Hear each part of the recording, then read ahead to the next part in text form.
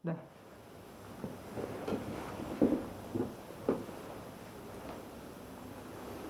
Baik, marilah kepada anak-anakku sekalian, ibu bapak, saudara-saudari sedama yang berbahagia yang menyaksikan dimanapun Anda berada.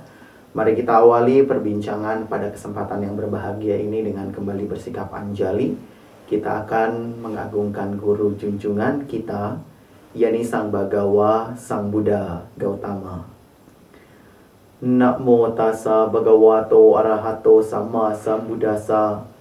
Namo tassa bhagavato arahato sama sambuddhassa.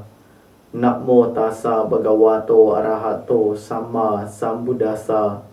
Terpujilah Sang Bagawa yang Maha Suci yang telah mencapai penerangan sempurna. Terpujilah Sang Bagawa yang Maha Suci yang telah mencapai penerangan sempurna. Terpujilah Sang Bagawa yang Maha Suci yang telah mencapai penerangan sempurna.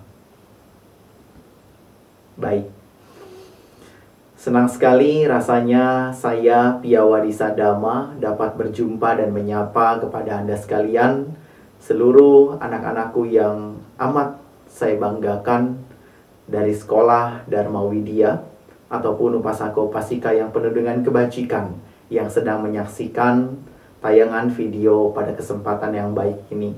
Senang sekali hari ini kita kembali berjumpa di dalam diskusi Dhamma Kelas Sekolah Dharma Widya yang selalu memiliki jargon khusus, yaitu konsisten dalam belajar dan semangat di dalam Dhamma. Nah, Bapak Ibu, sahabat-sahabat sekalian, seluruh anak-anakku yang amat saya banggakan dan amat saya cintai, pada kesempatan yang berbahagia ini, sebuah topik yang bertajuk mindfulness di dalam keseharian. Itulah kira-kira tema yang akan kita obrolin hari ini, yang akan kita ulik sama-sama, meskipun ya dengan tempo, dengan waktu yang tidak begitu lama, nggak sampai 1-2 hari ke depan. Meskipun masalah mindfulness kalau kita ungkap secara detail itu sangat kompleks sekali, ya kan? Namun kita akan berusaha mengemas ini minimal benang merah atau intisarinya kita bisa dapatkan. Sehingga apa? Praktek mindfulness atau hidup berkesadaran di dalam keseharian tentunya dapat kita praktekkan dan dapat kita terapkan di dalam kehidupan kita sehari-hari. Ketika ada pertanyaan yang mengatakan bahwa apa pentingnya mindfulness? Itu kan hanya istilah, begitu ya. Itu kan hanya istilah yang memang booming akhir-akhir ini saja. Sedangkan ajaran Buddha sudah mengajarkan intisari mindfulness itu sejak 2500 tahun yang lalu. Betul. Pentingnya di mana? Ya kan? Kenapa cukup digembar-gemborkan? Jadi begini. Ketika istilah mindfulness itu mulai booming beberapa tahun belakangan, yang memang tadi sudah saya sampaikan, ribuan tahun yang lalu ajaran Buddha sudah menitik beratkan itu. Nah, pada momentum kali inilah, di tengah kondisi yang masih belum stabil 100%, ketika dunia belum kembali sehat 100%, ketika virus masih ada di mana-mana, ketika kita masih selalu menggunakan masker, berusaha untuk era new normal, di dalam kehidupan yang tidak menentu inilah, di saat-saat inilah, mindfulness ini akan kembali coba kita sama-sama tekankan. Sama-sama kita fokuskan. Kenapa seperti itu? Apa gunanya dan apa manfaat daripada hidup berkesadaran? Sekarang bayangkan, teman-teman, Bapak Ibu dan sahabat-sahabat sekalian. Bayangkan ketika kita hidup tanpa adanya kesadaran saat itu. Tanpa adanya perhatian saat itu. Tanpa adanya pemahaman, tanpa adanya analisa. Dan tentunya tanpa adanya action untuk menentukan hasil daripada perhatian dan kesadaran kita itu. Hidup itu hambar. Tidak menentu. Terlebih, sekali lagi, kondisi yang sekarang belum 100% membaik. Berapa banyak orang yang depresi, berapa banyak orang yang stres, sampai pada menuju pada gangguan jiwa di luaran sana. Terkait apa? Beban masalah yang begitu bertubi-tubi dalam hidup. Kondisi yang saat ini tidak menentu, sangat mengguncang kestabilan kepribadian dan pemahaman setiap orang. Nah, hidup berkesadaran inilah salah satu kunci. Mindfulness inilah salah satu obat yang minimal bisa kita lakukan tanpa biaya. Tanpa bayar sana-sini, tanpa minum obat ini itu. Tapi ini niscaya akan memberikan kita kesehatan mental dan juga tentu kesehatan jasmani. Karena di balik tubuh yang kuat, begitu ya, selalu ada jiwa-jiwa yang sehat. Selalu ada mental-mental yang sehat.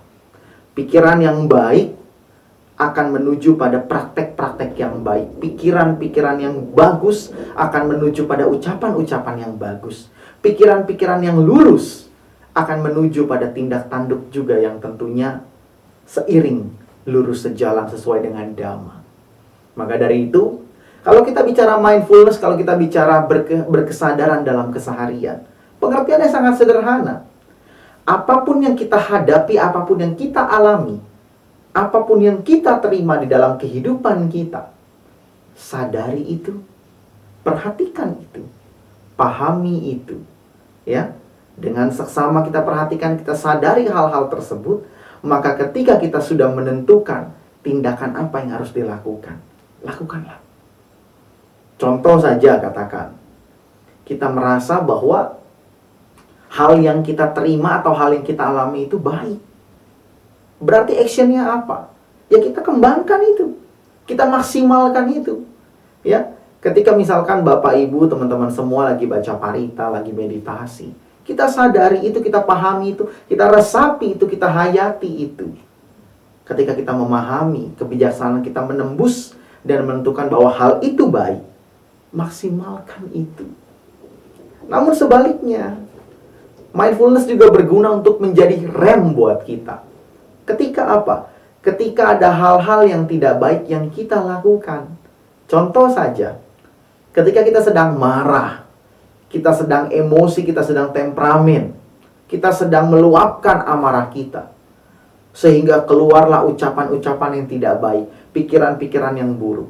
Nah, ketika kita berusaha menerapkan mindfulness dalam hal keseharian kita, saat kita marah pun kita akan tersadar. Kita akan memahami bahwa saat itu kondisi kita sedang tidak baik-baik saja. Perbuatan kita sedang tidak bagus.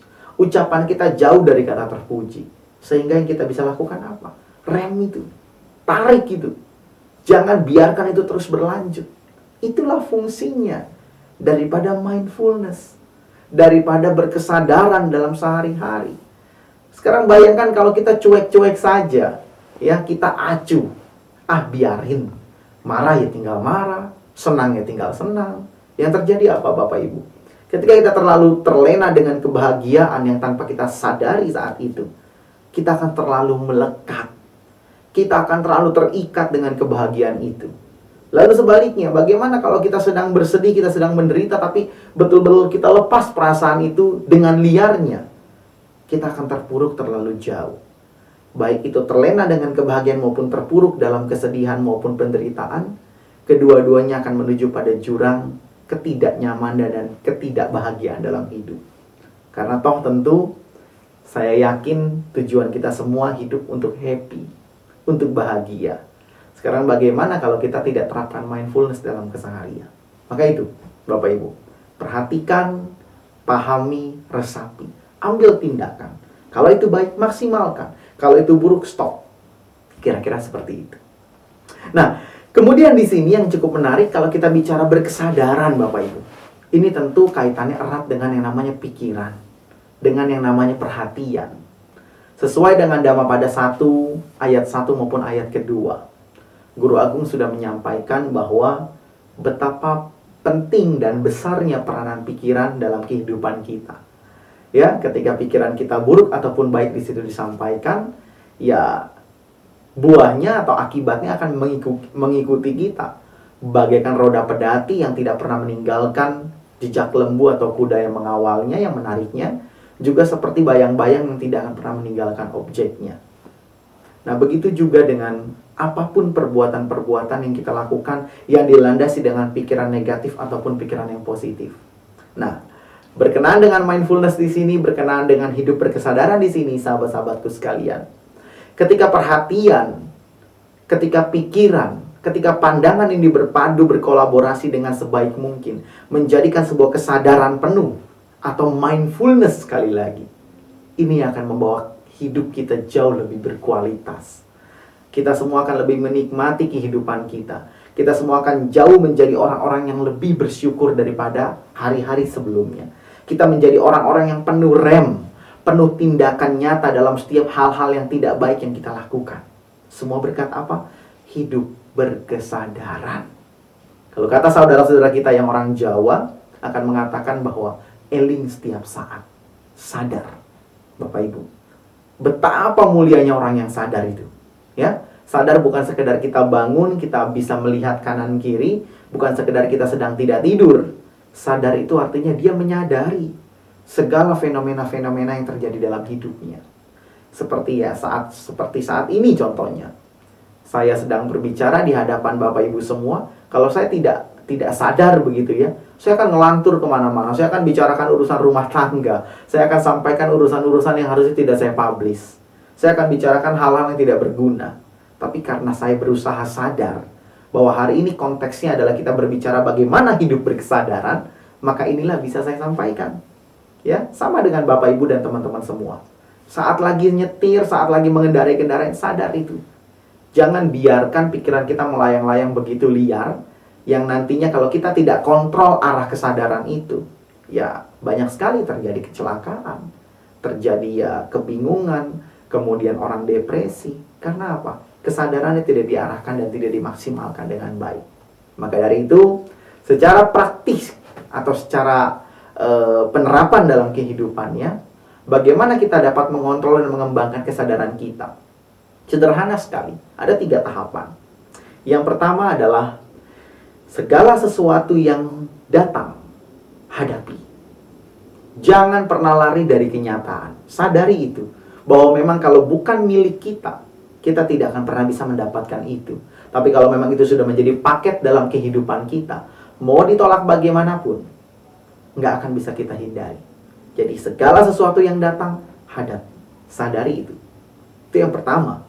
Kemudian yang kedua, segala sesuatu yang hilang, jangan dicari. Artinya yang sudah lewat, yang sudah berlalu, biarkan itu berlalu.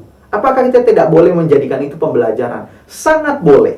Tapi untuk mencengkram itu, menarik itu, mempengaruhi kualitas hidup kita di hari ini, itu yang harus kita waspadai. Dari mana kita caranya untuk mewaspadai hal itu? Tingkatkan kesadaran. Yang lalu, biarlah berlalu. Ya, kita harus paham bahwa kita hidup hari ini bukan di hari kemarin. Oke? Kemudian yang ketiga, bagaimana praktiknya lagi? Yaitu segala sesuatu yang belum datang, jangan dinanti. Hari esok, kita semua ingin hari esok jauh lebih indah. Kita mau masa depan menjadi jauh lebih cerah. Tapi ketika kita sudah melakukan sesuatu yang over, sesuatu pengharapan berlebih, menimbulkan kecemasan, ketakutan berlebih akan hari esok, ini akan mengganggu kualitas hidup kita hari ini. Ini akan mengganggu kesadaran kita di hari ini.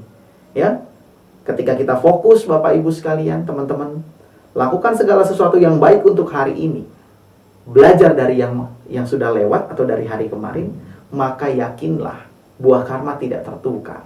Hari esok akan jauh lebih berkilau. Hari esok akan jauh lebih berwarna. Kuncinya apa? Pegang erat kesadaran kita di hari ini. Hidup saat ini, bukan kemarin, bukan besok. Belajar dari hari yang lalu, optimis untuk masa depan, namun tidak mencemaskan itu. Tidak over reaksi daripada kedua masa yang sudah lewat maupun yang sebelum datang. Fokusnya hari ini. Kita sedang nonton, kita sedang belajar, kita sedang kebaktian, kita sedang duduk, kita sedang bicara. Apapun itu, dasari itu dengan kesadaran. Orang yang sadar, Bapak Ibu, senantiasa dia akan selalu menjaga pikirannya, ucapannya, dan tindak tanduknya menuju pada satu pintu kebajikan, yaitu melaksanakan yang namanya kusala kama atau perbuatan baik, ya, melalui saluran pikiran, ucapan maupun badan jasmani. Selamat mengembangkan kesadaran, dan marilah berusaha kita hidup selalu dengan penuh kesadaran, perhatian penuh.